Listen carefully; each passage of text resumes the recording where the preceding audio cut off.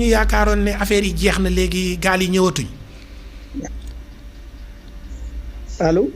waaw dafa mel ni dañoo yaakaar ne mbir yi jeex na. gaal yi ñëwatuñ foofu. allo honorable. waaw yow lay déglu. waaw léegi dafa mel ne ñun dañoo jàppoon ne mbirum gaal yi moom wàññeeku na lool mais dafa mel ne mbir yi mi ngi gaal ñi ngi gën di ñëw ba léegi.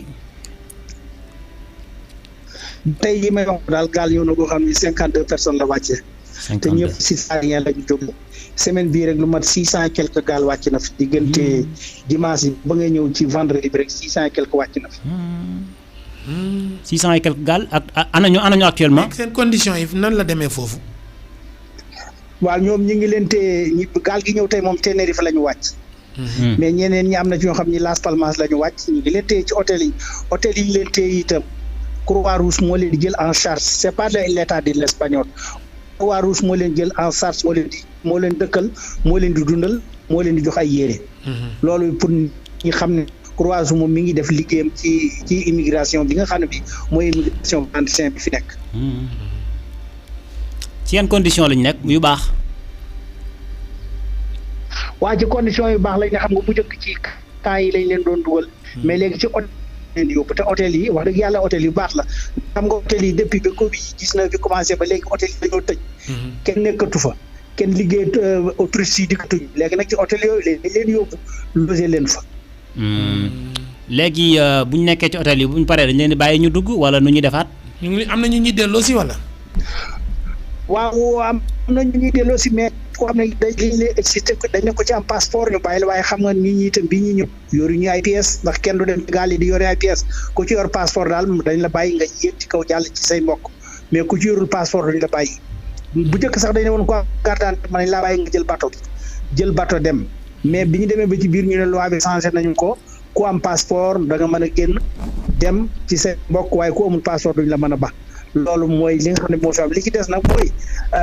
comme noonu koy dégg ma di ko dégg accord yi nga xam ne bi état bi espagnol ak état Sénégal signé nañu ko ñun nag dañ koy négocier di ko ñaawlu ndax itam am na nu mu demee noo xam ne milliards yi nga xam ne dañ koy jox sénégalais yi muy ci accord yi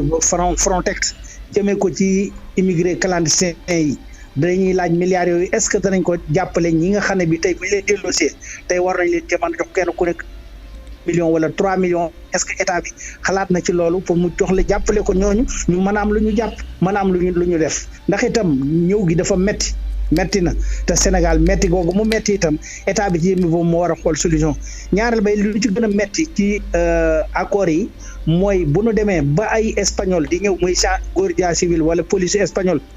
ñëw di vigilance du ñu tekki te ñun suñu force de sécurité bi nekk fi loolu lu mat a xoolaat la ndax duñu est-ce que dañuy yem loolu di vigilant géej gi képp wala ci leneen lañu nekk accord yooyu daal accord la yoo xam ne yu mat a xoolaat la deuxièmement mooy beneen accord bi mooy accord jëm ci mbiru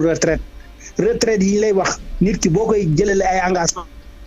retraite am nan lay fayoo ak lan la am ndax fii da ngaa war a liggéey ci Espagne da nga war a liggéey lu mat 15 ans fukki at juróom yoo xam ne yaa ngi si cotiser sécurité sociale su boobaa am nga droit am retraite mais boo amee le Hacienda dara wala sécurité sociale su boobaa doo am retraite booba ay yuudaa ngay am ndimbal loolu nag est-ce que ñooñu ñoom biñuy def seen accord yooyu tuuraale nañ ñi nga xam ne bi fayuñu fukki at ak juróom te dem nañ retraite ñu di leen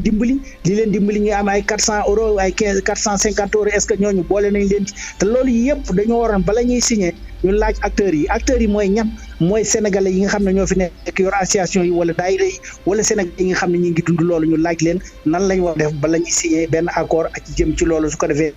loolu ñu mën ko dugalaale ci biir kenn ku ne mën ci gis boppam xam nañu ne itam 400 euros ndimbal la ñooñ mooy ñi les 450